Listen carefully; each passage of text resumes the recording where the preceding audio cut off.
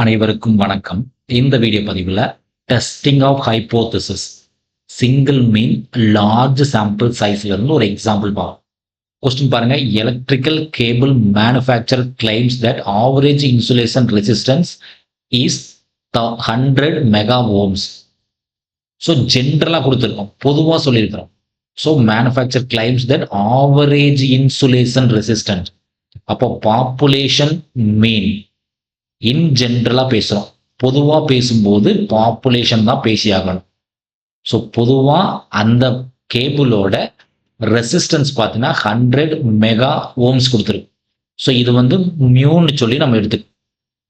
அடுத்த டேட்டா பாருங்க. A sample of 64. அப்போ sample size small n is equal to 64. Clearly இது லார்ஜ் சாம்பிள் சைஸு. ஏன் சார் லார்ஜ்னா n கிரேட்டர் தேன் 30நாலே லார்ஜ் சாம்பிள் சைஸ்ன்னு தான் நம்ம சொல்லுவோம். A sample of 64 cables gives mean resistance. இந்த 64 கேபிள் கொடுக்கக்கூடிய மீன் ரெசிஸ்டன்ஸ் 96. அப்போ சாம்பிள் அதுக்கு மீன் நம்ம செக் பண்ண 64 கேபிள்ஸுக்கு கிடைக்கக்கூடிய மீன், அது சாம்பிள் மீன் எக்ஸ் பார்ன்னு சொல்லுவோம். 96 mega ohms. Population standard deviation is 16. So ஒரே ஸ்டாண்டர்ட் டிவியேஷன் தான் கொடுத்துருக்கோம். Population standard deviation sigma equals to 16 கொடுத்துருக்கு. Test the claim at 5% level of significance. So level of சிக்னிஃபிகன்ஸ்ன்றது ஆல்ஃபா. ஸோ 5%ன்னு சொல்லுவோம். ஸோ 5% சொல்லலாம், இல்லை 0.05ன்னு சொல்லலாம், இல்லைன்னா 95% கான்ஃபிடன்ஸ் லெவல். எல்லாமே ஒன்று தான்.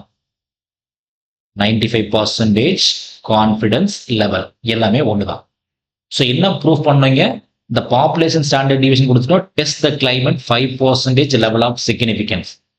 ஸோ இந்த மேனுஃபேக்சர் சொல்லக்கூடிய இந்த 100 கிடைக்குமா கிடைக்காதா? ஸோ கிவன் டேட்டாஸ் எழுதியாச்சு. அடுத்து பார்த்தீங்கன்னா ஸ்டெப் 1. ஃபர்ஸ்ட் ஸ்டெப் என்ன சார் அப்படின்னா, நல் ஹைப்போதிசிஸ் அண்ட் ஆல்டர்னேட் ஹைப்போதிசிஸ் எழுதணும். ஸோ ஹைப்போதிசிஸ் ஃபிக்ஸ் பண்ணி ஆகணும் இல்லைங்களா? ஸோ H0 அப்படின்றது நல் ஹைப்போதிசிஸ் சொல்லுவோம். கம்பெனி என்ன சொன்னாலும் அதை நான் கண்மூடித்தனமாக நம்பிக்குவேன். So electric cable manufacturer claims that average insulation resistance is 100னா எஸ் 100 நான் அசியூம் பண்ணிக்கிறேன். So mu equals to 100 mega ohms கண்டிப்பாக இருக்கும்னு சொல்லி நான் அசியூம் பண்ணிக்கிறேன். அப்போ H1 என்ன அப்படின்னா, டெஸ்ட் மட்டும்தான் பண்ண சொல்லியிருக்கிறோம். எது ஹையரோ எது லோவர் அதெல்லாம் சொல்லலை, ஜஸ்ட் டெஸ்ட் பண்ணணும். ஸோ மியூ ஈக்குவல்ஸ் டு 100 கொடுத்துருக்கோம். இதை டெஸ்ட் பண்ணுறேன். அப்போ டெஸ்ட் பண்ண எஸ்ஆர் நோ கொஷின் ஆயிரும். Yes or no question. Yes 100 ohms கிடைக்குது, நோ 100 ஓம்ஸ் கிடைக்கல, அது மட்டும்தான். அப்போ நாட் ஈக்குவல் டு போட்டாலே அது என்ன ஆயிருந்தா 2 tailed டெஸ்ட் ஆயிரும். நாட் ஈக்குவல் டு போட்டாலே 2 tailed டெஸ்ட் தான். ஓகேங்களா? தென் ஸ்டெப் 1 எழுதியாச்சு. ஸ்டெப் 2. ஸ்டெப் 2 என்ன சார்னா டெஸ்ட் ஸ்டாட்டிஸ்டிக், இல்லை ஃபார்முலா கூட சொல்லலாம். டெஸ்ட் ஸ்டாட்டிஸ்டிக் அது என்ன சார்? டெஸ்ட் ஸ்டாட்டிஸ்டிக்ஸ்னா இங்க கிளியர்லி லார்ஜ் சாம்பிள் சைஸ் கொடுக்குறோம். அப்போ லார்ஜ்னாலே இசட் தான் பார்க்கணும். லார்ஜ் சாம்பிள்ஸ்னாலே கண்டிப்பா இசட் தான். அப்போ இங்க சிங்கிள் மீன் தான் பார்க்கணும். அப்போ X bar minus mu divided by sigma divided by root n. அவ்வளவுதான். இதுதான் ஃபார்முலா. ஓகேங்களா? சிங்கிள் மீனுக்கு. So single mean at the same time large sample size. இப்போ வேல்யூ சப்ஸ்டிட் பண்ண முடிஞ்சது. So z equals to X பாருக்கான value 96, mu 100 divided by sigma 16 root n. So root of 64. இதற்கு calculate work பண்ணுங்க. மேலே -4 கிடைக்கும், கீழே என்ன கிடைக்குதுன்னு பாருங்க. மேலே -4, கீழே 16 டிவைடட் பை ரூட் ஆஃப் 64 போட்டிங்கன்னா 2ன்னு கிடைக்குது. இப்போ ஃபைனலாக நமக்கு ஆன்சர் என்ன சார் கிடைக்குதுன்னா -2ன்னு கிடைக்குது. ஸோ இசட்டோட வேல்யூ -2. ஸோ இது இசட் கேல்க் வேல்யூன்னு சொல்லுவோம். எனக்கு கேல்குலேட் பண்ண value Z calc value -2. So அடுத்து பார்த்தீங்கன்னா ஸ்டெப் 3ன்னு சொல்லுவோம். ஸ்டெப் 3. அது என்ன சார் ஸ்டெப் 3னா டேபிள் வேல்யூ கண்டுபிடிக்கணும். Table value.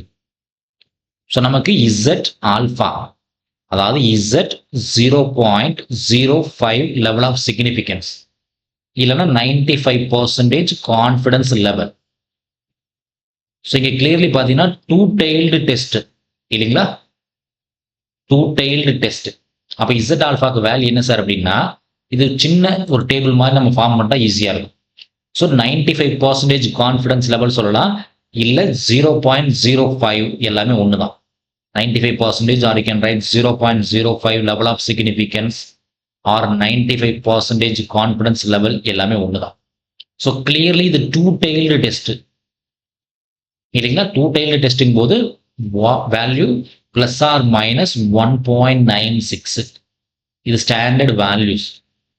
So plus or minus 1.96. அப்போ டென்டேட்டிவ் ஒரு படத்தை வரைஞ்சிக்கலாம் நம்மளோட கன்வென்ட்டுக்காக.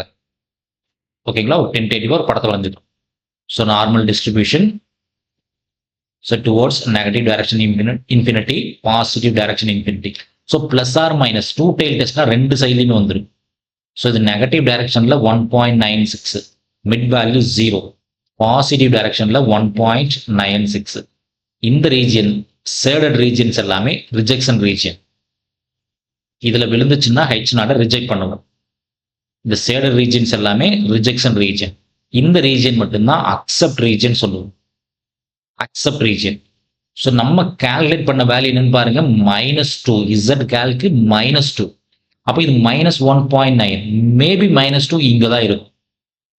அப்போ இசட் கால்க்கு -2 எங்க சார் ஃபேல் ஆகுதுன்னா கண்டிப்பா ரிஜெக்ஷன் ரீஜன்ல தான் ஃபேல் ஆகும். கண்டிப்பா ரிஜெக்ஷன். ஏன்னா -2ன்றது 1.96 தாண்டி தான் இருக்கு. அப்போ ஸ்டெப் 4 எழுதிடலாம். ஸ்டெப் 4, அதான் Z calc c equals to -2 falls in rejection region. Rejection region. Therefore, reject H0. H0 automatically reject ஆயிரும் and accept. So reject H0, accept H1. அதாவது என்ன சொல்ல வரோம் அப்படின்னா கண்டிப்பா mu not equal to 100 தான். mu equal to 100ன்றது wrong. mu not equal to 100 கண்டிப்பா டிஃபரன்ஸ் இருக்கு அப்படின்ற கன்க்ளூஷன் தான் கொடுக்கும். நன்றி. மீண்டும் இன்னொரு வீடியோ பதிவில் பார்ப்போம். தேங்க்யூ.